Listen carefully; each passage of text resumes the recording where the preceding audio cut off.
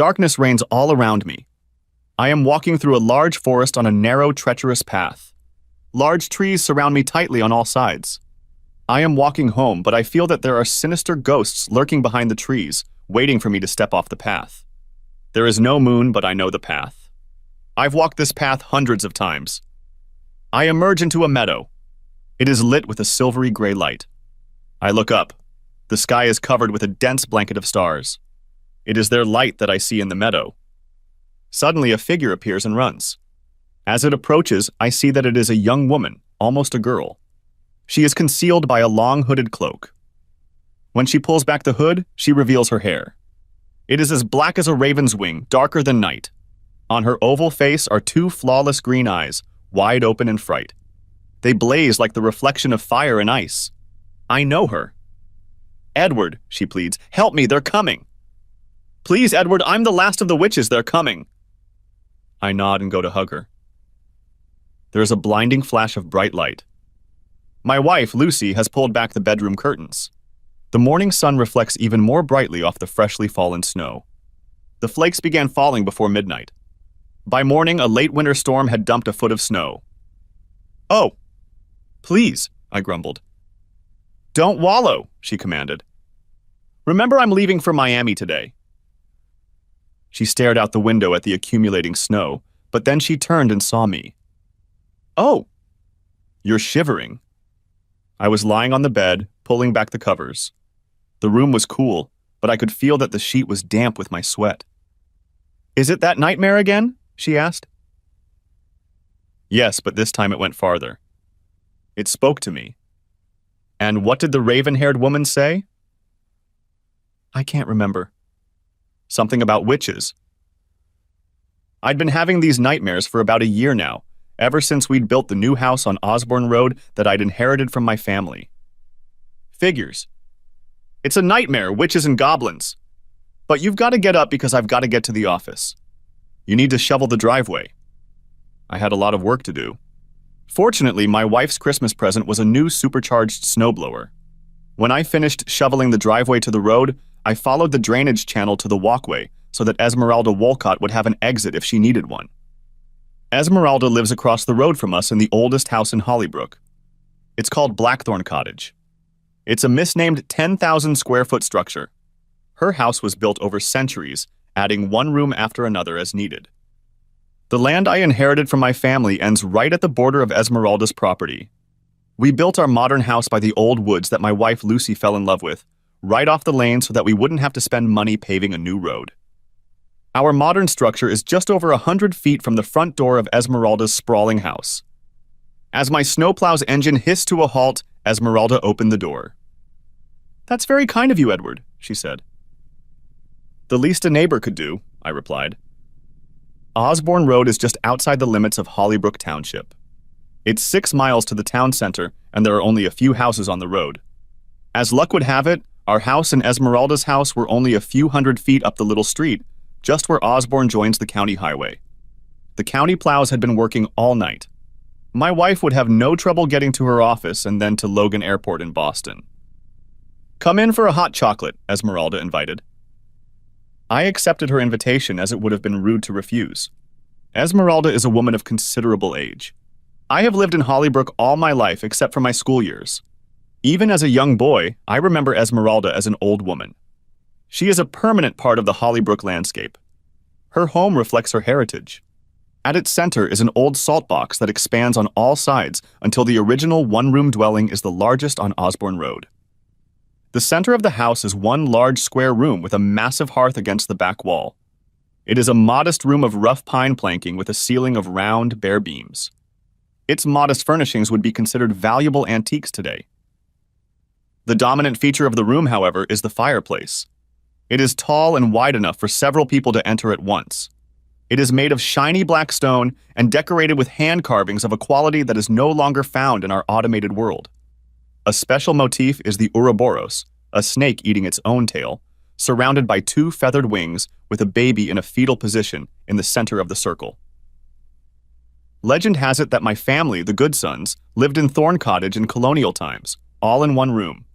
Esmeralda, however, has inhabited the place for as long as anyone can remember. The center room is the large entrance hall from which the entire house branches off. Esmeralda led me into a small sunroom in the far left corner.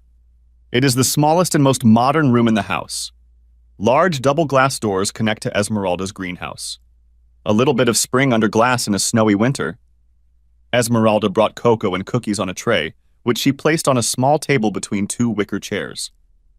"Edward, please sit with me and chat for a while," she invited. "Okay, but I can't stay long. Lucy is leaving on business in Miami today." "Don't worry, I won't keep you. Just long enough for you to warm up." She said it with a slightly mischievous note in her voice. She always called me Edward, not Ed or Eddie, and I always said Esmeralda, not Essie or Rila as they called her around town. She was known for her sense of humor and open personality. The local clergy didn't like her views on women's rights. She was a major patron of the Women's Health Center and financially supported our local family planning center. "I must say the plants in your greenhouse are pleasing to the eye on this snowy day," I praised. "Yes, they are nice, but keeping them blooming is a hassle." "Still, we need them, don't we?" she said, and paused, gazing into the compact glass structure. "My oleander has had a particularly hard time this winter, but the mandrake, geraniums, mint, and sage are doing just fine." It was very nice of the Larch brothers to build a greenhouse for you, I thought. The Larch twins, Leonard and Chucks, were two of the ugliest guys in Hollybrook, but the ladies seemed to have a liking for them. They were especially friendly with Esmeralda. "Oh, you know, I have a sort of barter with them," Esmeralda said with a wink. "But tell me about your family. Is Lucy traveling? The poor thing can't stay at home. I hope you are well." I assured her that everything was fine in our home and kept my doubts to myself. A better wife than Lucy Richards, who for the last 7 years had been Mrs. Edward Goodson, could not have been desired. It wasn't just that my Lucy was a beautiful woman, much more beautiful than one would expect from an average guy like me. She was a loving and attentive mother and wife when she was home. She ran her own business, a financial management firm called Peabody, Goodson, and Myers, also known as PGM Partners. Now that Silas Peabody has retired, Lucy was managing partner. "Lucy travels a lot," Esmeralda interjected into my thoughts. "Yes, but that's the nature of the business. They manage retirement plans for small firms all over the East Coast. Meeting with clients and beneficiaries involves a lot of traveling," I said, suppressing the image in my mind of what I had found in her travel suitcase before her last trip. "I hope she's not neglecting you," Esmeralda said. "No, you can't blame Lucy for that. She keeps all the balls in the air and drops none." A truer statement I never met with. I couldn't claim neglect.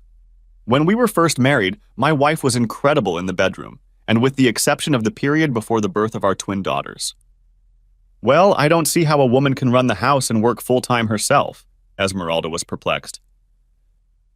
Esmeralda's thoughts were in the kitchen and mine were in the bedroom, but I deftly brushed off her question now because Lucy was the primary earner and I ran the house and dealt mostly with the children.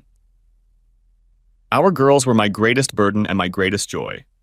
As for the children, I suspect they fell into the difficult category. Certainly my wife couldn't handle them, but I could achieve instant obedience. It only helped if I was in close proximity. Because of this, I was housebound and appreciated my flexible employment. Turning to Esmeralda, I laughed and said, "You know we don't maintain a perfect home. That would be difficult with 2 5-year-olds in the house." "Nonsense, your house is beautiful and no one expects it to be perfect. You just have to do a good job," she objected, adding, "Living in this old house, I can't judge others." Now it was my turn to protest. "Esmeralda, you know very well that your house is the most delightful in Hollybrook." "Certainly the oldest extant," she said, "but not the most delightful. Only this room is truly comfortable and modern. I built it for a man who loves light and nature," she said in a low and wistful tone. Often Esmeralda seemed to drift away to another time and place. I did not question her about for whom she had built the room. I always suspected that Esmeralda held a torch for a lost love. As my mother used to say, in old age, loss is the surest companion. "Well, I have to go," I declared. "I have a lot to do today." "Yes, you are a very busy and hard-working man. In fact, you always have been." Arriving home, I found my 2 daughters excited. There would be no school on this snowy day, and my two little devils intended to take full advantage of it. They had already sent our cat Beelzebub into hiding. I'll have to lure him out for his morning feeding. The cat showed up about 3 years ago, around the time the shape of my marriage and life changed. After our daughters were born, Lucy withdrew for a long time but then returned to work. This happened at my initiative. It made sense. At the time, I was teaching part-time at the local community college. We could use the money, and I had the time to provide the childcare and patience with our daughters that my wife lacked. Lucy's return to work was a good move for us, and not just financially. A few months after she started working, our sex life returned. It happened practically overnight. From 0 to 180 nothing, and almost to the point where we had to fight her off. I've heard other husbands complain about having to pursue sex. In my case, I need a day off. Lucy's trips give me a break. That was until the doubt started to set in. At first, it was nothing more than an uneasy feeling that I was missing something. Perhaps it was just a mistrust of luck. We New Englanders expect hard times. We are suspicious of the easy life, and we may well assume that disaster awaits us around the next corner, with the devil lurking in the shadows. I had no reason to suspect my wife. As time went on, her traveling increased, but so did her business. Her work had always involved travel. Her remaining partner, Todd Myers, was a wheelchair-bound accountant with a passion for high technology. Lucy found new clients and delighted old ones. Since Silas Peabody retired, she has been managing investment strategies. Despite her busy work schedule, she was always there for me. She was never irritable or short with me. I thought she was strict with the girls, but then she tried to be disciplined. Dad, the mild-mannered one, did better with the stubborn twins. There were times I saw my wife tired and haggard, but she always smiled and hugged me. Returning late after a long day of work, she would help me put our girls to bed, ignoring their requests for another bedtime story. "It's bedtime for the young ladies," she scolded. "And the old ones, too," she added with a wink. In private, she would ask, "How is the best man in New England?" She pressed her tired body against mine for a hug. "What can his exhausted wife do for him?" she would ask with a sly smile and rub my crotch with her foot. We would head to bed, even though I knew she only wanted to sleep. Sleep would have to wait until she got rid of the arousal she so easily instilled in me. No, my life was perfect, so it was no wonder my puritanical soul was suspicious. It could only continue as a vague apprehension, but the devil came to tempt me with the lost bag. 6 weeks passed before that snowy morning during my winter vacation. I was now a full-time tenured professor. I was beginning to relax and feel confident. My wife went to New York for New Year's Eve. It was a longer than usual trip right after Christmas. She took the New York-Boston flight from Logan Airport, since Amtrak trains did not run between the two cities. Lucy usually took a carry-on, but a longer trip required a larger bag. She took my rarely used garment bag. Lucy arrived home without a bag. An overzealous agent at the New York boarding gate demanded to check the bag. 2 days later, alone at home because my daughters were at school and Lucy was back in her Medford office, I opened the door to a private courier firm that returned the lost bag on behalf of Delta Airlines. I hung the bag on the hallway closet door. There was no reason to search that bag. That would be an invasion of my wife's privacy, and for no reason at all. Surely it should only contain dirty clothes that needed to be washed, or a business suit in need of dry cleaning. Throughout the morning, I passed the bag several times and began to argue with myself. It was my bag, wasn't it? Lucy had borrowed my bag. Why shouldn't I look in it? But that would be wrong. In the end, I decided that if I didn't find anything, and I would, I'd feel better. It was almost time to take the girls to the school bus when I gave in to my doubts and searched the bag. Placing it on the dining room table, I unzipped the main compartment. If I expected to see a business suit, I was wrong. There lay a green evening dress that looked expensive, and remarkably, I had never seen it before. I told myself that the dress proved nothing. So there was a holiday party for business associates. After all, she was going away for New Year's Eve. But she hadn't said anything about a party, or even an evening out. At the bottom of her bag was a pair of green stiletto-heeled shoes that matched the color of her dress. 5-inch heels say a lot, except what do they say? My wife is 5 feet 10 inches. I'm just under 6 feet. She would never wear shoes like that when she was on a date with me. I should have stopped there, but I went on as if some irresistible force was driving me. Flipping the bag over, I looked at her dirty underwear in the deep back pocket. Another surprise, or a whole series of them. Very expensive things she didn't wear in our house, and finally, in the depths of the bag, a piece of silver white silk. A teddy of a type I had never seen on my wife, but someone had worn this one. It was stained in the crotch with something. I didn't want to think what it was. I heard the sound of a car pulling up. Someone was coming. I rushed to gather everything back into my bag. No sooner had I reached the closet than I heard the front door open, so I threw the bag over the back of a dining room chair and rushed into the kitchen. Lucy came in. I heard her looking around. First in the hallway, then in the living room, and finally in the dining room where she found the bag. I grabbed a potato from the cupboard and was washing it in the sink when she walked into the kitchen. "I see my husband is working hard," she said to my back. I tried to comprehend what I had found. I knew I had to keep it a secret for now. I had nothing definite, and my discernment was flawed. However, my doubts were growing into certainty. I had to look her in the face. I turned and said, "You're home early. Did something happen?" "Oh no, I just missed my husband," she replied, coming over and hugging me. Then, ever so nonchalantly, she added, "I see they found the missing bag." She said it like it was a surprise, and then it hit me. The shipping firm notifies the airline that the bag has been returned. The airline then notifies the passenger. When Lucy got that notice, she rushed home. More proof of guilt. But I didn't say anything. "I really miss you when I'm gone," she said, bestowing a deep and passionate kiss on me. I knew where she was going with this, but I wasn't sure I could go there with her right now. Thinking quickly, I said, "Your daughters will be home from school any minute."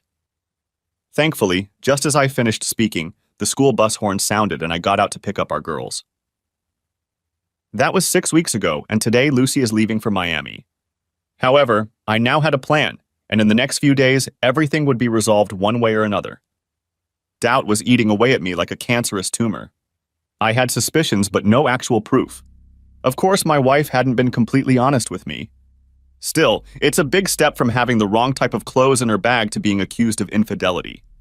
Such an accusation requires proof. I told myself that ignorance was worse than the hard truth. I had to do something. I decided to find out what happened when she wasn't home. Her next trip was to Miami. It's a big city full of diverse and fickle people. It's easiest to hide in a general crowd of strangers. I decided the best alternative was to follow her to Miami and see if I could get a glimpse of what she was doing, if anything at all. I had almost 6 weeks to plan between Lucy's trips. I decided to follow up on her Miami trip and started planning for her one step later. This presented some challenges. Lucy, a professional financial manager, handled all of our finances. I had access to bank accounts and credit cards, but they were all joint. I couldn't take a trip without her knowledge. The first thing I did was set up secret accounts in my name only. I planned to keep tabs on her for as long as possible while she was in Miami. It wouldn't be easy, and I might be discovered before I knew anything. However, I had to do something about it, if only to assuage my doubts. I needed to take time off work and find a plausible excuse to leave the girls with their grandparents, Lucy's parents. I planned to be gone for only 3 days, from the day after Lucy left until the day she returned from her trip Monday through Friday. There was no problem with work. I had a wonderful department chair, and we agreed to reschedule some of my classes and have him teach some of them. Things came to a head when I learned that Boston College was recruiting for a position in my area of expertise, history after the Civil War, from Reconstruction to the Spanish-American War.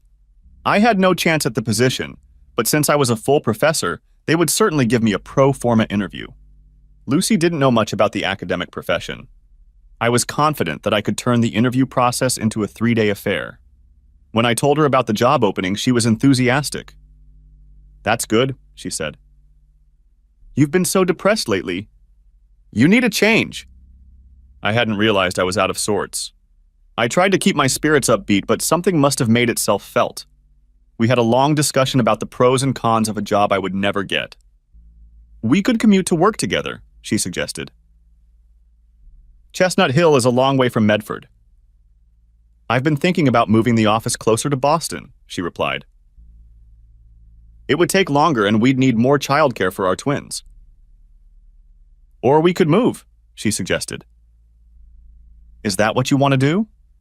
Move to the suburbs or even the city?" I asked. "I thought you liked living in the country." For a long time, as her business grew, I wondered if she felt constrained by backward Hollybrook. The industry here is college and tourism. Did Lucy want to go to the city? She answered my question with a smile. I want my husband to be happy. Country or city, it doesn't matter, just as long as we are together. I realized what is important. Conventions, people's opinions, business success, and location don't matter. Our happy family is what is most important.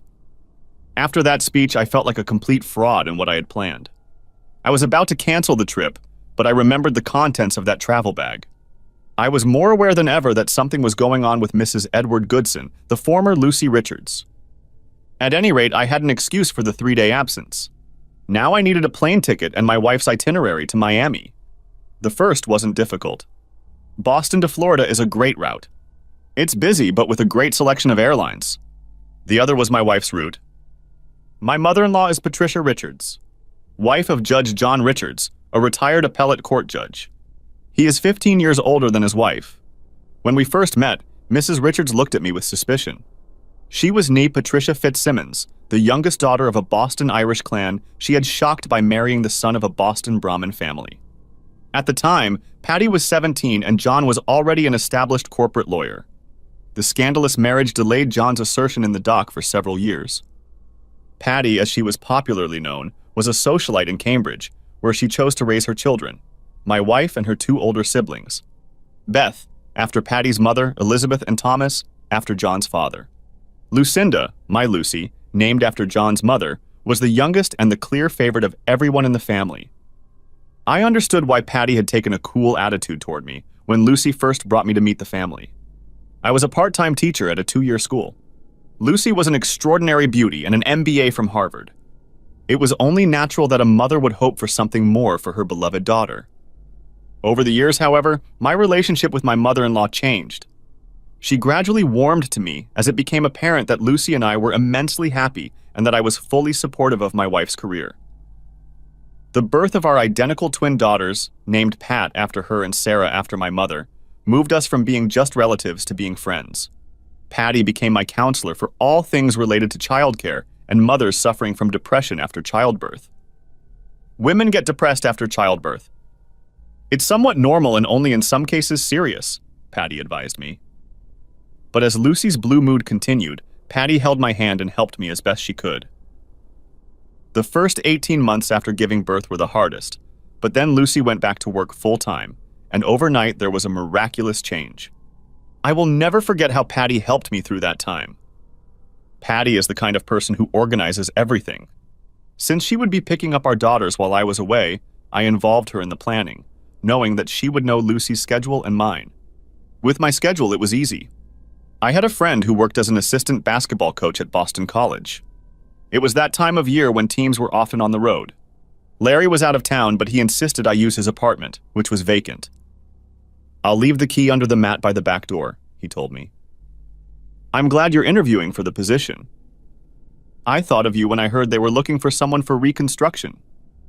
Larry and I met at a seminar at Gettysburg College. Larry was an African American, a Civil War enthusiast, and I was the speaker on General Longstreet in the years after the Civil War. Longstreet was one of the few Southerners who took his oath of office to the United States seriously after the Civil War, and for that he was generally hated by Southerners. Thank you, Larry. I've scheduled my interview for Tuesday morning, but if anyone asks, I'll stay with you until Thursday. I'd had lunch with Patty the week before Lucy's trip. If she suspected any deception on my part, she didn't give any sign of it. I'm looking forward to my granddaughters coming to Cambridge, she told me. Well, they'll probably stay with you for 3 whole days. I'll drop them off early Tuesday morning, I told Patty. That's not a problem. You deserve time to focus on your career. My daughter spends enough time away from home. She leaves Monday afternoon on a Delta flight and returns late Friday morning, Patty replied. It's not that hard, she continued. My daughter schedules a lot of free time. Late morning meetings and things to do by 3, and Thursday looks especially clear. Well, you know she's probably keeping her options open in case an opportunity comes up or something goes wrong. That's what I like about my son-in-law. He's always on my daughter's side. And whose side should I be on? Well, hopefully on hers and your own. I always thought they were the same. We had lunch at a nice little coffee and tea-style restaurant in Medford. We had invited my wife to join us, but I had warned her very late and she was busy. As casually as possible, I said, "Knowing my wife, it's hard to believe she ever had a free schedule." I got what I hoped for. Patty recorded Lucy's schedule on her phone and sent it to mine for me to look at. I looked it over quickly and said, "You know, neither of us probably knows enough to judge how busy she's going to be." "You're probably right," Patty acknowledged, and we moved on to discussing my daughter's proposed stay with Patty. "Will John be helping out?" I asked. "A little, and that's more than he's ever helped his own children," she joked. "Oh, stop it. My father-in-law isn't that bad," I objected. I liked my father-in-law. He was a deep thinker and lost in his own thoughts most of the time, but he was a nice, unassuming man. "Yes, you're right," Patty admitted. "John helped to the best of his ability. Of course, he was more involved with our children than my parents were, but that wasn't my father's fault. He worked very hard to pay the bills and spent all the time he could with us. My mother was very different. I knew the story, or rather, Elizabeth Fitzsimmons' story. Yes, her husband worked hard at the family real estate firm, but her success was primarily the result of his wife's work. Fitzy, that's what they called her, was an extraordinary beauty, and she knew it and took advantage of it. Rumors swirled around her, but no one dared to speak of it publicly. However, Fitzsimmons' firm was known for getting contracts from influential and connected people in Boston. Patty suddenly became a little melancholy and said in surprise, "When I first met you, I knew that my youngest daughter intended to marry you, and I was afraid." "Of me, Pat?" "No, to her," she answered with a sad smile. "She is the spitting image of my mother, and I was afraid you would not be able to keep the marriage going. But you proved me wrong, and my daughter has exceeded my expectations. She is a wife, mother, and businesswoman to be proud of." After that lunch, I felt ashamed and nervous. I had gotten what I wanted, but the only way out for me was for my wife to stay in Florida. However, I didn't know not only about my wife, but also about myself, and I had no idea what unnatural force was at work. The worst week of my life began with a snowstorm. When I woke up on Monday, I saw that I had snow to shovel. I suppose I had every excuse to neglect shoveling the driveway and Esmeralda's walkway. Still, I couldn't find it in me to leave the old woman in her maze. Lucy left well before noon. She had an afternoon flight to Florida, but had some office work to do first. I spent the day packing myself and the girls for the trip. I needed to get them dressed by 7 and on the road to Grandma's. The interview in Chestnut Hill was scheduled for 8:30 a.m., and the flight out of Logan was scheduled for 11:30. I decided that my preliminary interview would take no more than half an hour. I would have plenty of time to catch my flight, even with the heavy airport traffic and long lines at security. Monday night, I put the girls to bed early. I went to pick them up after waiting for my wife's obligatory phone call. She calls every night when she's not home, telling me how much she loves and misses me. I used to believe her without question, but now my doubts gnaw at me. The first night, she always told me about her trip. That night, I heard the water splashing in the background. "Where are you?" I asked. "I'm in the hotel pool, just relaxing. I have a big day tomorrow. Don't be mad that I escaped the snow and cold." "Not mad," I replied, "just curious." It was the Brickell Hotel, frequented by business travelers. Nevertheless, it had excellent amenities, including what their website indicated was a romantic rooftop pool with a bar. "Well, don't stay up late if you have a big day tomorrow," I said, remembering her mother's opinion of her easy schedule. "And I have a big day too. So I'd better go to bed." "You're right. I shouldn't keep you up," she said. "I just called to say I arrived safely and I love you." I knew she was expecting an answering, "love you," but I hesitated for a moment before saying, "I love you." I realized she caught that hesitation because she paused before saying, "Good night and good luck tomorrow, my love," and hung up. The last words were spoken softly, and I thought I might have caught the tremor in her voice. Setting my alarm clock for 6 in the morning, I rolled around in bed for a while before falling asleep. Sleep came again, and I found myself on a narrow path in the woods. I realized I was holding a small lantern in my hand. It was made of some kind of metal, very light in weight and badly tarnished. The front of the lantern was barely open, letting out only a narrow beam of light to guide my feet. Upon reaching the clearing, I closed the lantern so as not to give away my position. I realized I had been waiting for the girl to appear. She had appeared. She appeared on my left, on the run, and threw herself into my arms, begging me to hide her. "The others are dead. Edward, help me." I felt the pain of loss and deep sadness. I put my arms around the girl and we crossed the meadow. I could hear voices in the woods behind us and to our left. We reached a small bridge that crossed a small stream. On the other side of the stream stood a small stone building sheltered by a ring of huge oak trees. I walked to the door and pushed it open with my shoulder. In one hand I held the girl, in the other a lantern. I let go of the girl and she stepped into the building.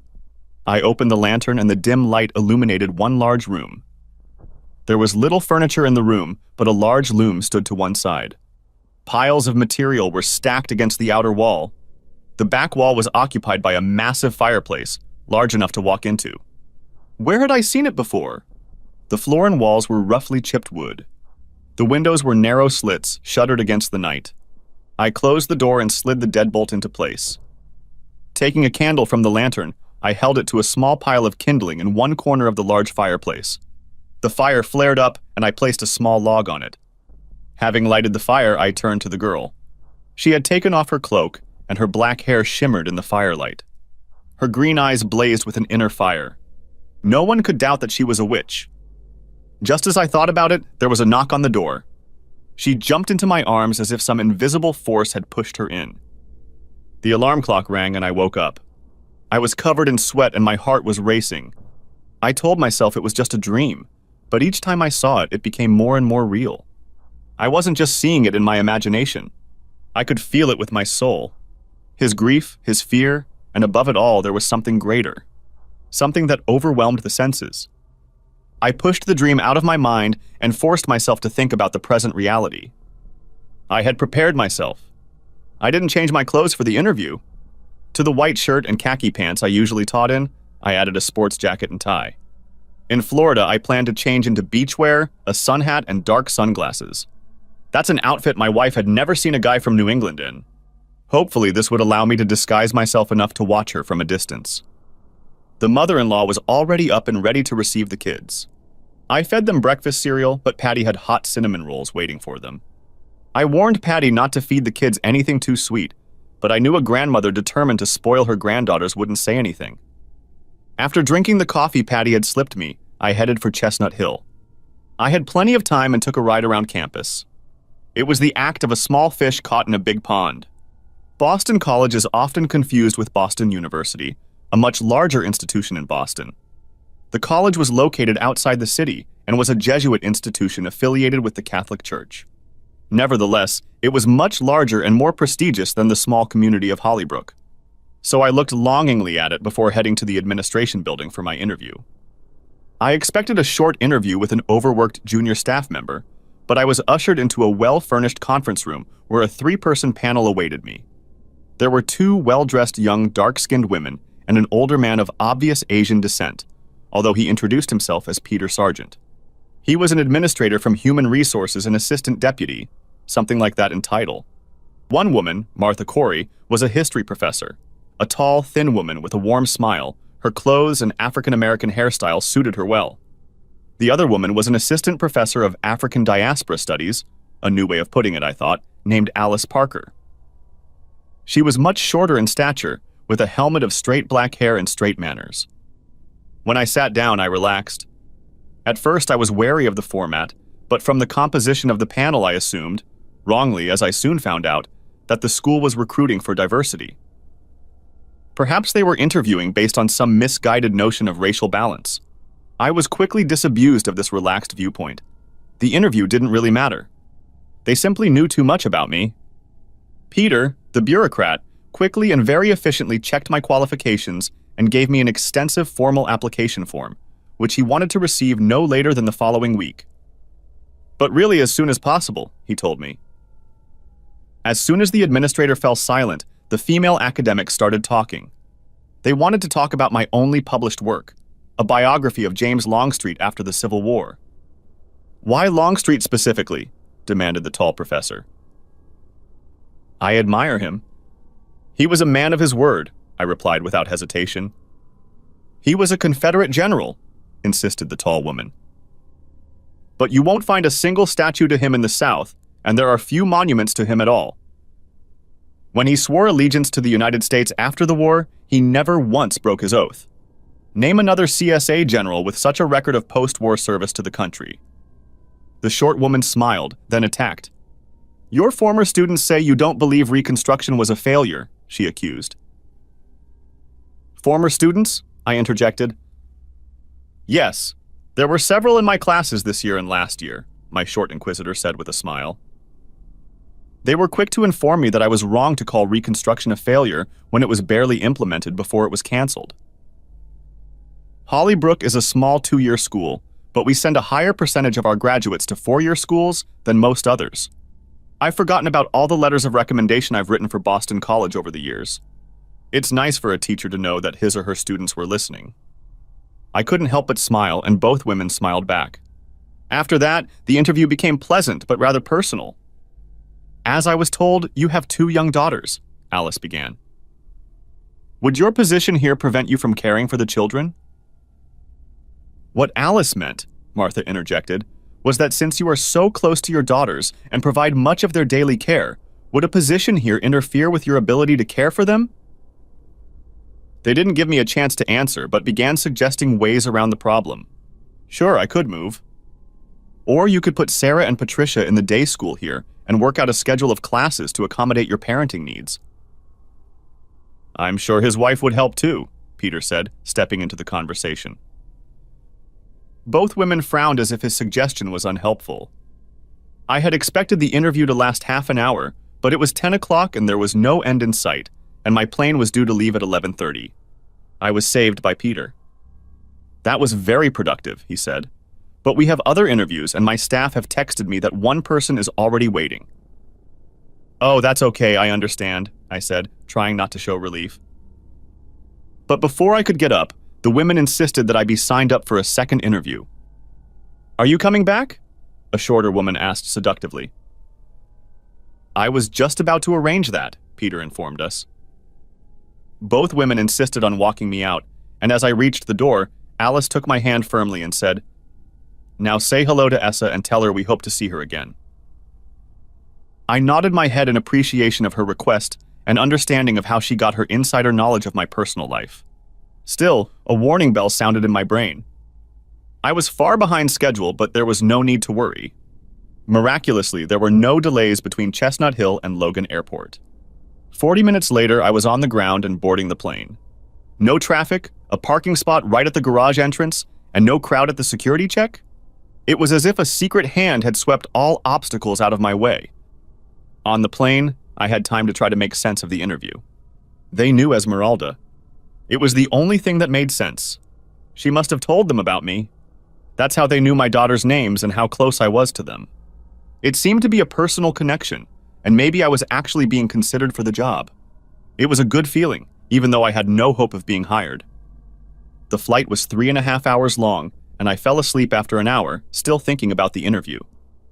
And then sleep returned. The plane arrived early, and I was at the hotel a little after 4 p.m. I checked in but didn't go to my room. The hotel lobby had a large coffee bar located in the center of the hotel. I took a seat at the far end, away from the entrance and elevators. A little before 5, my wife showed up. I discreetly followed her to the elevators. Far enough behind to watch heads turn to watch her pass. I saw her enter the elevator, and she was alone. The elevator stopped on the 2nd floor, and I took the stairs. Carefully opening the door on the 2nd floor, I was too late. The corridor was clear in both directions. Lucy liked to book rooms on the lower floors. Being a practical businesswoman, she traded the view from the upper floors for ease of access. Thus, I was faced with the problem of identifying her room. I pondered over it as I made my way back down to the lobby. Grabbing my bag, I headed to my room on the 6th floor. As soon as I opened my room door, I already knew the answer to my problem. I quickly changed into casual clothes for the warm weather, put on dark glasses and a cap. Walking down the stairs to the lobby, I found a small flower store. The woman in it was very kind. I want to send flowers to a hotel guest, I told her. You want them delivered? Yes, I said. I'm going away, but I want to leave a gift. Oh, I see. We settled on an expressive bouquet of white and blue flowers. When do you want them delivered and to whom? She asked. Right now to Lucinda Goodson, I informed her. Oh, we've delivered flowers to her before. The order came from somewhere else, but I fulfilled it, she informed me proudly. A big order? I asked carelessly. Well, let's just say very generous, she said with a smile. I headed for the main door of the hotel, but quickly turned to the elevators and waited. On the due date, the bouquet was delivered. I followed the delivery into the elevator and went up to the second floor. On the second floor, the young man carrying the flowers stopped at the third door on the right and knocked. While he knocked, I slipped out onto the landing and watched my wife open the door to accept the flowers. Now that I knew which room was hers, I returned to my seat at the coffee bar in the lobby and waited. As I drank another cup of coffee, my thoughts were occupied with 3 questions. First, what was going on with my wife? Who sent her the flowers? And would she be alone in the room tonight? I realized later that I had assumed as if she was alone at this time. Second, what happened to this strange interview? These women knew more about me than they should have. And what was their connection to my neighbor Esmeralda? And finally, my disturbing dreams were becoming too vivid and restless. I wasn't inclined to believe that dreams had any material significance, but why was I dreaming the same thing over and over again? I watched the elevators and pondered these questions, coming to nothing. A few minutes before 7, my wife entered the lobby from the elevator. She was dressed for an evening out. I recognized the dress. It was short, tight, and black. It had a deep neckline. She wore it to dinner on our 4th anniversary. It marked the return of my happy and loving wife from the depths of postpartum depression. Our 4th anniversary was an evening I have long remembered. I missed that dress, but it never showed up again. In fact, I didn't expect it to show up. It was an eye-catcher in backward Hollybrook. It was a dress that made a clear statement of debauchery. It was a pleasant memory, but only a memory, until she stepped off the elevator in Miami. She was wearing the highest heels and diamond earrings. But her most impressive accessory was an older man in a perfectly fitted white jacket. He was tall, with dark hair streaked with gray at the temples. His arm went around her waist and his hand went lower and lower. They were a stunning couple and had everyone in the hotel lobby in a tizzy. I was stunned. Before I could recover, they were already out the hotel doors, and as I was trying to catch up with them, I saw a limo taking them away. I returned to the lobby and found a chair at the far end. My doubts were now close to certainty. I realized I was breathing hard, like I had run a marathon, and just as tired. I wondered if I should leave, but something kept me in the lobby chair. My thoughts were gloomy. For no reason at all, I pulled out my cell phone and called my colleague in the Hollybrook community, Tom Lattimore. Hi, Ed, he answered. I hear congratulations are in order. What? Stammered I. I was utterly bewildered. There are no secrets in the academy, old boy. The news that you're going to BC is already out. Oh, I said, realizing his meaning. It was just an interview. Well, not the way the Hollybrook administration is acting. They're in crisis mode trying to figure out how to keep you. You mean they care that much? Of course they care. There's a lot of recriminations about how low your compensation package is. I'd never done any teaching for money, and since Lucy started getting the big bucks, we hadn't needed anything. Vaguely, I realized that other people in the school in similar situations were being paid more. It also struck me that no one mentioned money during that long interview in Chestnut Hill. They talked about my daughters and how I would take care of them, but no one mentioned salary. Now that my marriage was falling apart, taking care of my children became my primary concern. It seemed like the interviewers, or 2 of them, knew my situation beforehand. I remember the way the women looked at Peter when he mentioned my wife. It was as if they already knew I was alone. Suddenly, I was desperate for information, which I turned to Tom for. I had taught U.S. history from the Civil War to the Eisenhower administration. Tom taught U.S. history from the first colonies to the Civil War. Well, my employment prospects are pretty dim, but I called to ask what you know about the witch trials in colonial Massachusetts. There was a brief pause, and then he said, Damn, it's weird that you're asking that. I know, but I feel like it might be important to me. Indeed. I'd help if I could, but you know the program. It's Jamestown, the landing of the Pilgrims at Plymouth, and these days a week of stories about the introduction of slavery.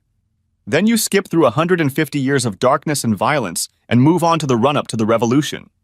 People scalping each other and living in shit up to their navels is not what students pay money for. Well, if you don't know, do we know who does? A long pause followed while Tom pondered. You know, he finally said, I'd talked to Reverend Peabody. He cornered me at a seminar a few years ago and told me about Colonial Hollybrook. I thought I knew who he meant. He runs the Methodist Church at the corner of Main and Broadway in Hollybrook? I asked. Yes, he's a Methodist, but that church stands on the site of the first church in Hollybrook. We talked for probably another hour, exchanging what little we knew about the world before the American Revolution, but all too quickly returning to the gossip about me being spread at the community college. After wishing Tom a good night, I managed to grab a coffee before they closed up store in the hotel lobby a little after 9. There was nothing left for me to do but go over and over in my head what I had seen with my wife. Who was this man, and why did he feel entitled to hold her so imperiously? There were no simple answers, but the doubts that were now at least partially confirmed turned into a series of doubts and questions. How long? When had it started? And the most important question of all, why? The phone rang. It was Lucy's night call. Hello, my love. How did your interview go? She asked nonchalantly. There was no hint in her voice or mannerisms that she was seeing another man. Not a sound could be heard in the background.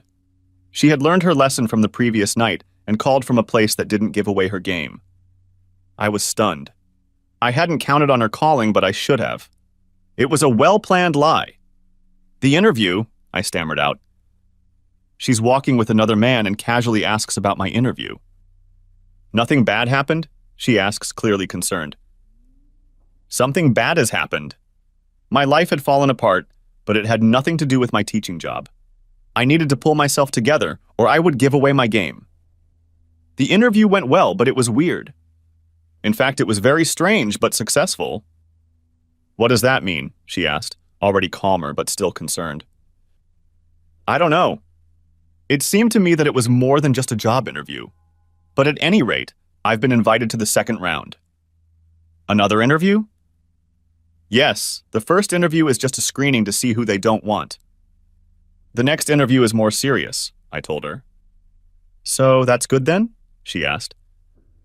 I guess it depends on your point of view. Everyone in the Hollybrook community is just talking about my possible departure. I talked to Tom Lattimore today, and he knew all about the interview.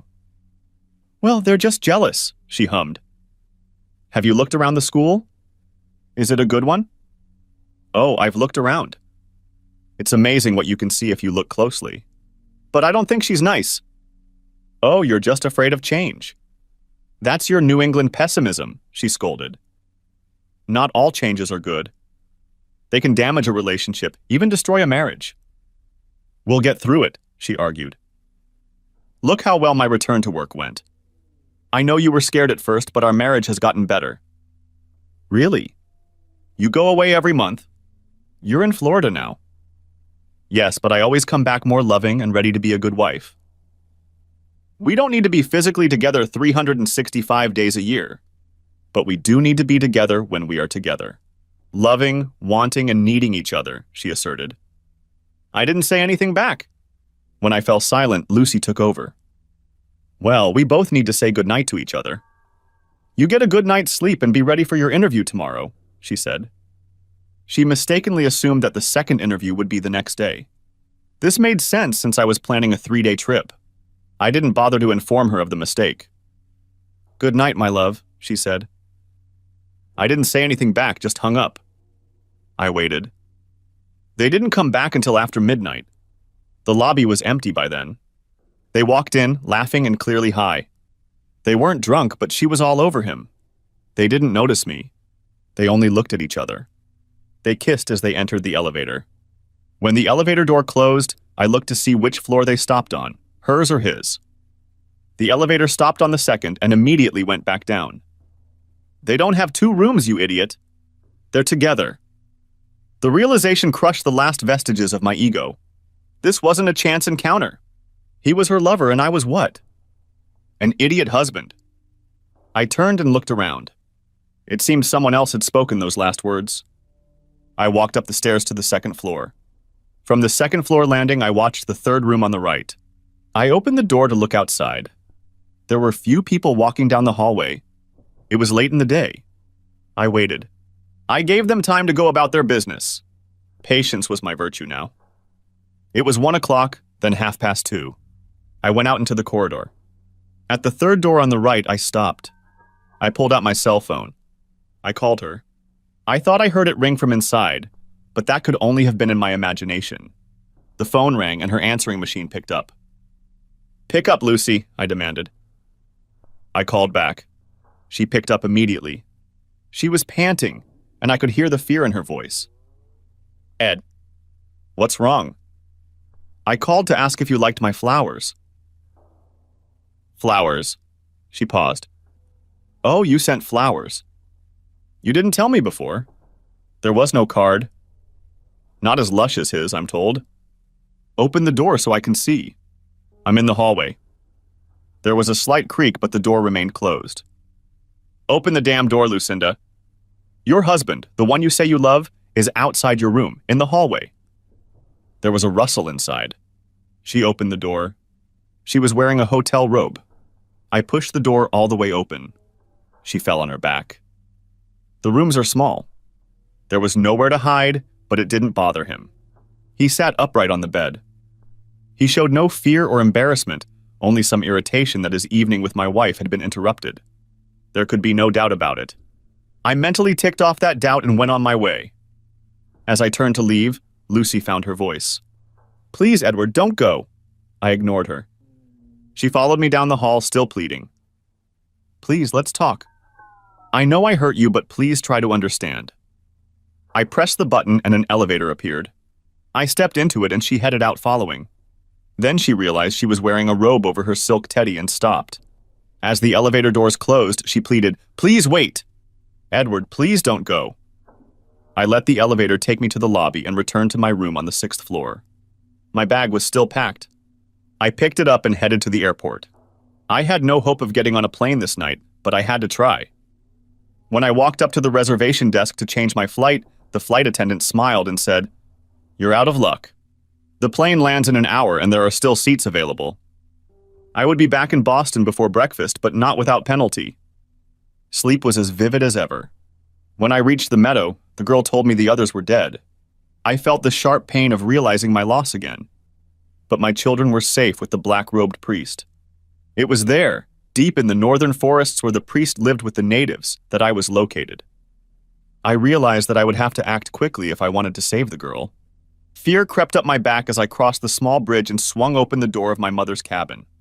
My home where I lived with my mother, wife, and children. My wife and mother had been killed and they had come for the girl. I had to hide the girl. I knew what I had to do. I walked over to a fireplace with strange symbols carved into huge black stones.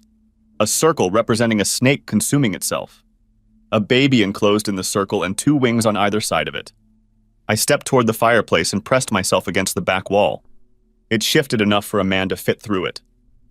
I took one last look at her raven black hair and fiery green eyes. "Now come through," I commanded. "I'll push back the stone when you come in." "What about you?" "It doesn't matter. I am with God, sanctified. Now come in." I pushed back the stone and started a fire. Our pursuers were kicking in the door. Only blood, someone else must die. When they came, they were wild with fear. They reeked of hell, but when they grabbed me, I felt God lift me up. "Hey, you need to wake up." It was the passenger sitting next to me. The plane was still dark, but the cabin lights were on, and we were rolling to a stop on the runway. "I don't know what you drank last night, but I'd avoid it in the future." "Losing consciousness is one thing, but nightmares on top of that are quite another," he pondered. "I hope I didn't disturb you," I said. "No, but I'd have some coffee if I were you." The Reverend. Alex Peabody invited me to lunch at the parish house. I called him first thing upon my return to Hollybrook. When I got off the plane and turned on my phone, he was bursting with messages. I blocked Lucy at the airport before landing. By then, she had managed to send a dozen messages, which I refused to read. After she was blocked, she connected first her sister and then her mother. Both begged me to talk to Lucy. My mother-in-law asked for forgiveness, and not just for her daughter. I wondered what I should forgive her for. Before I could talk to them, however, I felt I had to deal with this dream. It had haunted me in my dreams, and now it was crossing the threshold from nightmare to reality. The Reverend readily agreed to talk to me and offered to have lunch at the parish house. He lived and worked in a modern house built at the back of the church grounds. The building itself, known locally as the New Methodist Church, dates from 1790 and was built over the foundations of the old church dating from 1670. The original congregation of the church were Protestant schismatics from the Church of England. We now call them Puritans. The Reverend greeted me warmly and treated me to a lunch of Hollybrook turkey sandwiches. They consist of turkey, Swiss cheese, roast turkey dressing, and cranberry mayonnaise, and are served on a hard bun. Some versions of this sandwich can be found throughout New England, but the hard roll belongs to Hollybrook. As we ate, Reverend, Peabody spoke to me at length about the abolitionist movement in Hollybrook and our contribution to Union troops during the Civil War. I let him talk, building rapport and, I hoped, gaining his trust. When we finished our meal, I broached the topic that had brought me in. I'm actually looking for information on the witch trials of the late 17th century, I began. The witch trials were held in Salem. There were no witches in Hollybrook, he informed me. So there are no witches here? I inquired. I didn't say that, but there were no trials. Accused witches were not given that opportunity. I'm afraid Hollybrook was a very backward and violent community in those days. What do you know about those accused?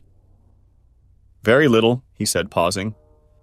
There's an old story about 5 witches who were caught and a 6th witch who escaped. You see, the story goes that there were 6 witches in the coven. They hanged 5 of them and burned their bodies, but the 6th somehow escaped and has been seeking revenge ever since. The Reverend laughed, then added, That story was told in the olden days on Halloween to scare the children. These days they have Michael Mayer and Freddy Krueger. Any idea why some people were suspected of being witches? I've been asking myself that, he said, mulling over the answer. The few records that have come down to us from that time speak of bad luck. Unexpected bad luck. All the cows withered all at once. Strange diseases that seem to befall some and not others. After all, it could be written off as superstition.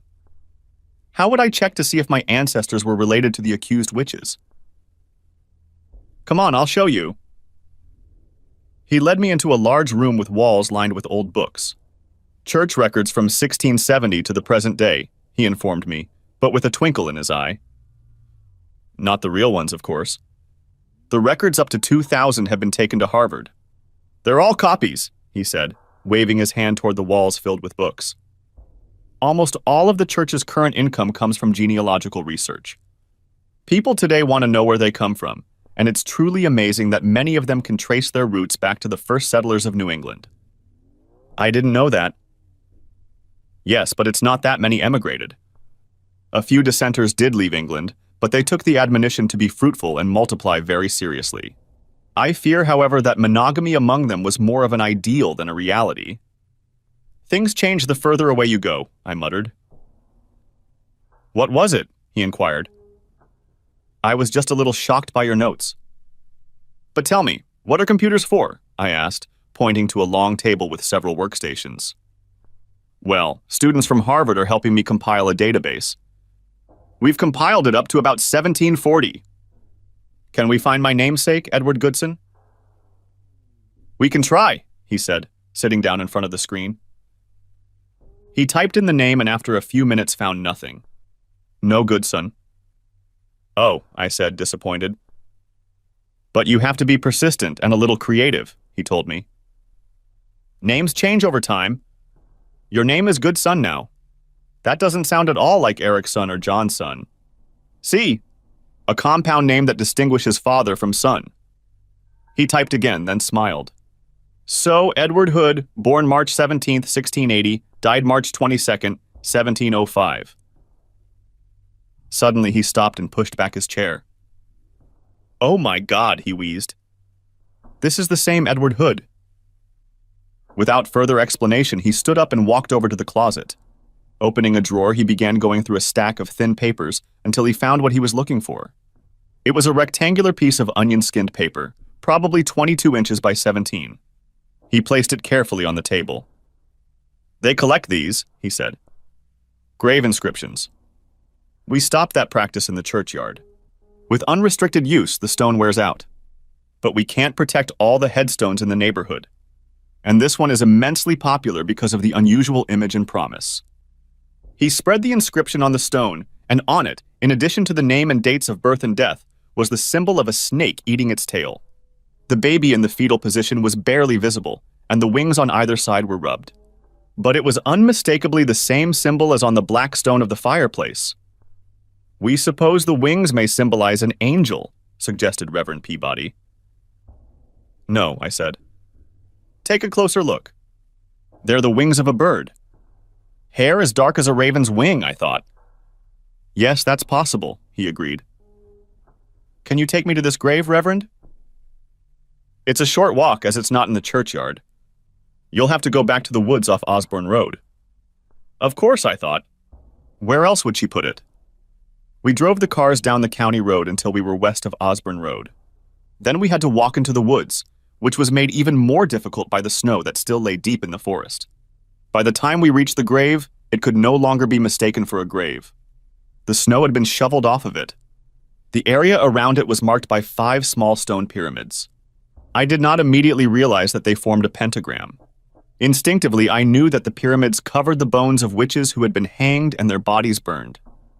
I saw what she had written on the bottom of the tombstone. "I'm waiting for you." And that's when I realized everything. I knelt down and bowed my head. I saw that I had shocked a reverend who had come on a purely genealogical mission. The intervention of faith was unexpected and awkward. He was a man of faith who followed the example of his Savior and sacrificed himself for another, I explained to the dumbfounded minister. He lost everything he loved and had only his life left, but he gave it up for another. He may not have been a man in your sense of the word, but he was a true Christian. I thanked a rather embarrassed reverend, Alex Peabody, for his help and removed myself from him. "I think I'll walk from here," I said. "If I go around this hill and across the path, I'll end up at home." I walked from the burial place of Edward Hood and his family. My ancestors' self-sacrifice had a profound effect on me. My dreams had brought me closer to his spirit, and I felt both his fear and his faith. Now I sought the safety of my own home and perhaps a few hours of restful sleep. I felt physically and spiritually exhausted. But that didn't happen. My wife returned. "We need to talk things over." She began an explanation that sounded and had the structure of a prepared presentation. "Edward, I know I have hurt you deeply and caused you unforgivable pain. But please give me a chance to explain my actions before you take any irreversible steps. Give me a chance to earn your forgiveness." She paused, waiting for some sign from me that it was okay to continue. I nodded in agreement and she began. 3 years ago, I was in a terrible position. As you know, after the birth of our twins, I suffered from postpartum depression. Giving birth to the twins didn't help. The physical and mental stresses of dealing with 2 babies were beyond me. Fortunately, I had a caring and understanding husband. She paused to smile and nod at me. As befits a presentation, she got off to a great start. She's a great businesswoman and had clearly thought through how to present her actions. I started working full-time when the twins reached their dreaded age. It was one of 2 things: either go crazy. She was right. She barely survived our daughter's infancy. At 2 years old, the girls were showing a propensity for antics that required my constant attention. I was even glad Lucy had gone back to work, so I could focus on the girls without having to worry about my wife's needs. "As you may remember," she continued, "I attended a professional development program in Newport, Rhode Island. You didn't go because Patty came down with an ear infection, and it looked like Sarah might have gotten the same thing. I had to get continuing education credits for my financial planner certification. I remembered that certification wasn't a requirement for those in Lucy's position, but it was nice to have it. That week, our Patty got sick. The girls had just started kindergarten and there was some kind of bug. Patty was prone to ear infections, and what one twin got sick would soon spread to the other. Accompanying his wife to her 3-day course at a luxury resort was out of the question. I went alone and ended up next to Carl.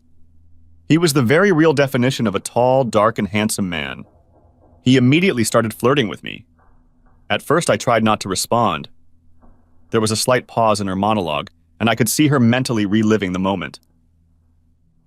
"So," she continued, "that night a group of us went out drinking together. I found myself paired up with Carl. He kept dropping compliments and using all his charm. Finally, I raised my hand and said, 'Look, I'm married.' He just smiled, raised his hand and said, 'Me too.' Turns out he has a wife and 2 boys, but he is still in relationships with other people. I told him I didn't like that kind of freedom, and no matter how tempted I was, it wasn't going to happen, and it didn't, at least not then." She paused to make sure I was listening and not moving away from her. I think at this point she was expecting some sort of protest from me. Not seeing it, she continued. "When I got home, I was irritable and even more depressed and unhappy. It was clear to me that going back to work alone was not going to help me solve the problem. You may recall that I was seeing a therapist at the time." "Margaret Salton," I interjected. I remembered Maggie. We'd had a few sessions when we'd both met with her, but she had made it clear that she was Lucy's therapist. I only remembered the last session clearly because I thought something was wrong, and in the entire 50-minute session, she never once looked me in the eye. I told Margaret about Carl. She asked why I didn't give in to him. "Because I'm married and I love my husband," I almost shouted at her. "And yet you were tempted." "Why?" she asked. It took me a few moments, but I admitted it was because Carl was exciting. The thought of a new romance in my boring life was almost irresistible. I resisted, but she made me admit that it was very close, and I wasn't sure I could do it again. Monogamy can be a difficult path for some. "It doesn't make you a bad person or indicate a lack of love for your husband," she said. Lucy paused and looked at me. "Can you understand, Ed?" "Go on," I nodded. I wanted to tell her to get to the point already, but I restrained myself. "Do you remember Peggy Winthrop?" she asked. "The name seems familiar, but I can't remember it." "You met her several times at United Way fundraisers in Medford." Periodically, Lucy dragged me to the charity events she was obligated to attend for her business. Peggy owns a chain of bridal stores. She was one of my first clients when I went back to work after the twins were born. She is in her 50s and has been divorced for over a decade. One day after meeting Carl, I invited her to lunch. We got to talking mostly about our children. She said that the divorce had hurt the kids and that the whole thing was such a stupid waste of time, she told me. I asked her if she felt that way, why she got divorced. "Because I was a moralist, a fool who was bored with marriage." Fred Winthrop was a fine man. "Still a fine man," she corrected. "But when he turned 40, he developed a beer belly and a habit of falling asleep in front of the TV in the evenings. I still loved him, but the romance was gone." She paused, and what she said next stunned me. "I should have left my husband and had a lover," she said with a sigh. At first, I didn't know what to answer, and then I asked, "But what would have happened if your husband had found out?" To this, she smiled and replied, "Nothing." I realized that her analysis was basically correct. As she told me, the husband rarely discovers infidelity, and if he does, 90% of the time the couple stays together. Only women end a good marriage for romantic reasons. Men, on the other hand, tend to hang on to what they have. They may not like what happened, but they tend to stay put. Peggy claimed she had made a terrible mistake. She destroyed her family because she wanted a little romance. I'm afraid talking to Peggy became an excuse for me. I called Carl and made dinner arrangements.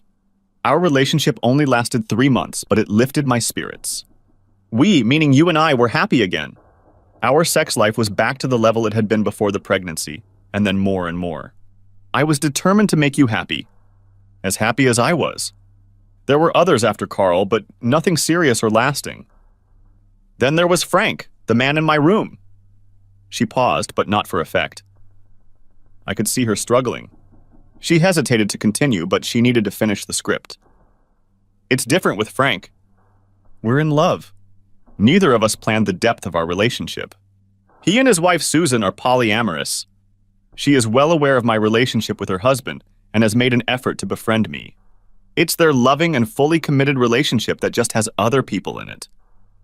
Just because I love Frank doesn't mean I love you any less, or that it would occur to me to leave you for him. He wouldn't leave his wife for me. That's not the nature of our relationship. We are not spouses, we are lovers. I want to emphasize that Frank and Susan have done nothing wrong.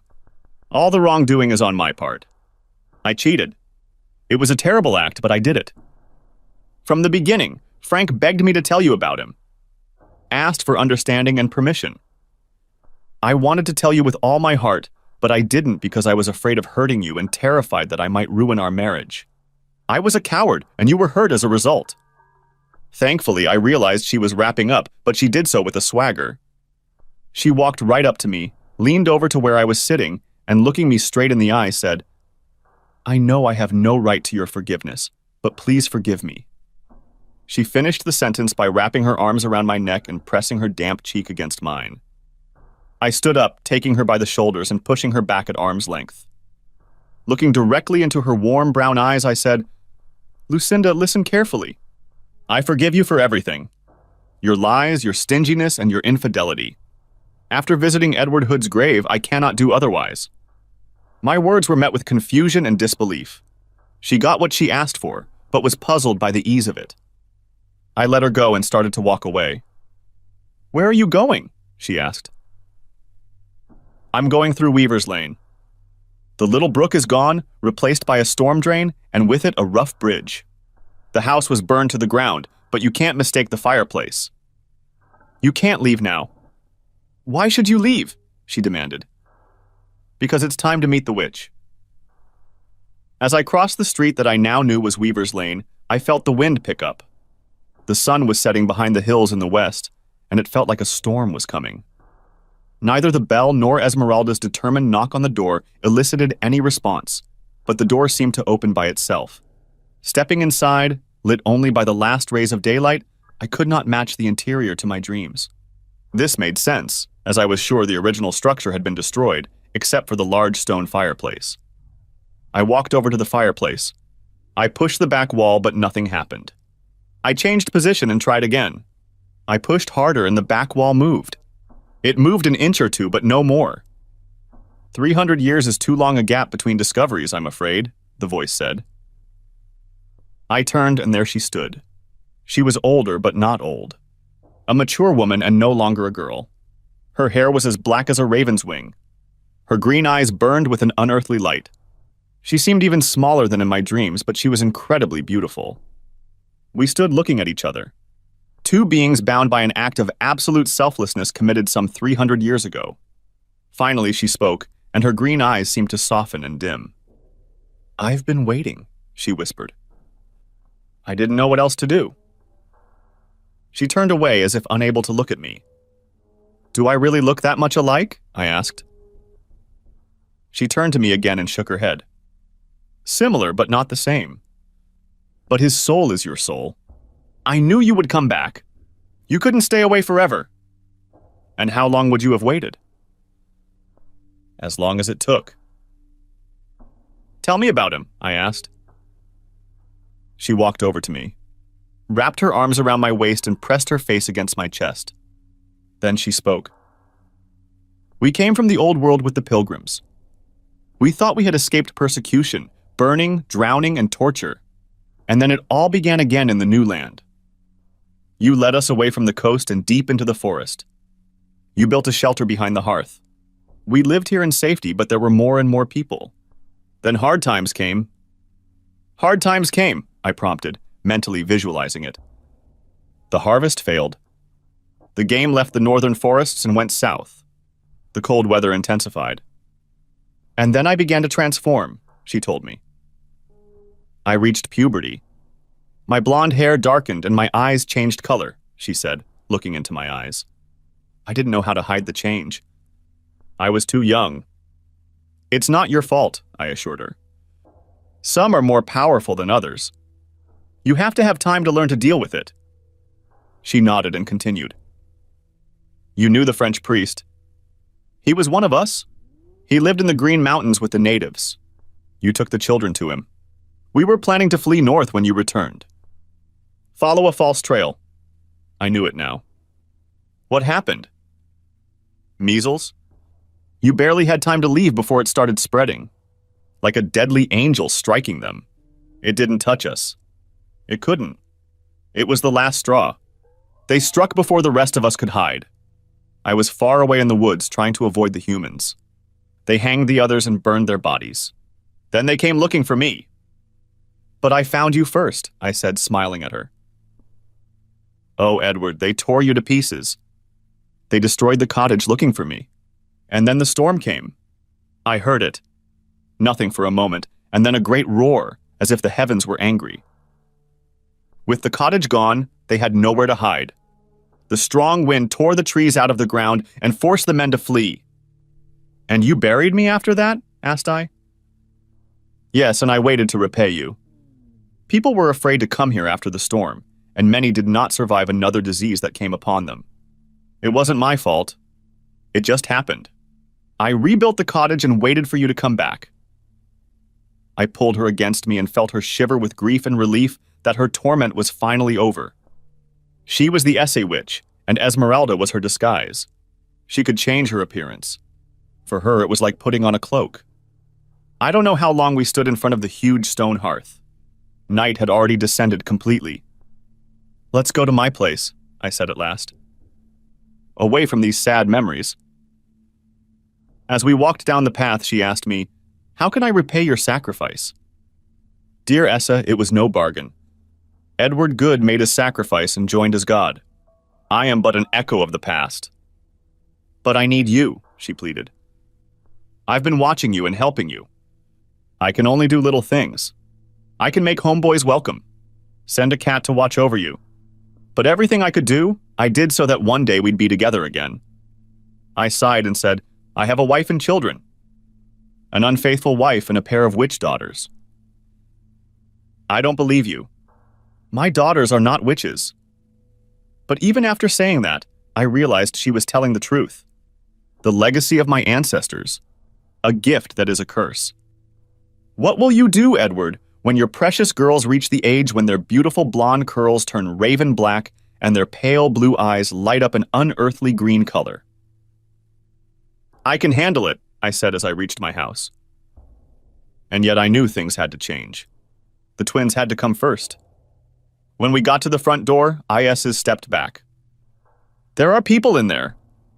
Your wife, her lover, another woman, and another man, she told me. I'll go in first and make them leave, I assured her.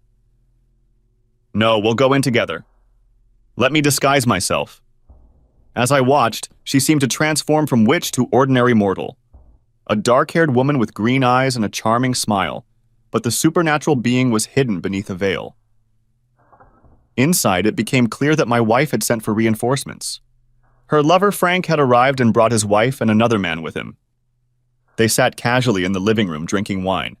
No doubt they were discussing how to convince me to accept some new status quo. They weren't counting on Essa. She immediately walked in and introduced herself. Hi, I'm Essa. My grandmother lives across the street. You must be Lucy, Essie said, extending her hand. I could tell from my wife's eyes that the sudden appearance of an attractive young woman had disrupted her plans. Lucy hesitated, but then took Essie's offered hand and tried to smile. Frank stepped in to try to help her. It's nice to meet you. I'm Frank. This is my wife Sheila and our close friend Oscar, he said, and then turned to me and held out his hand.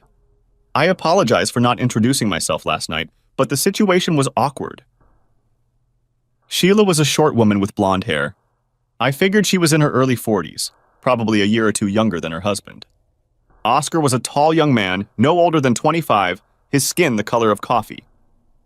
Oscar was blatantly peeking at Essa. I let Frank's hand hang there until he lowered it. I wasn't about to welcome him into my home. At this point, my wife seemed to find her speech. I didn't know Esmeralda had a granddaughter or children, Lucy demanded. My wife was both hostile and suspicious. We live in western Massachusetts, and recently I was visiting friends in Chestnut Hill. Oh, is that near Boston College by any chance? My wife accused, her eyes narrowing. Actually, not too far away. I took this opportunity to look for a house for Ed, the girls, and me. He's probably going to be hired for a teaching position at BC, and we want to leave Hollybrook and its bad memories behind us. I could tell from her words that Essa was maneuvering behind the scenes. My dreams, a new job, and the discovery of my wife's infidelity. There were no unexplained miracles.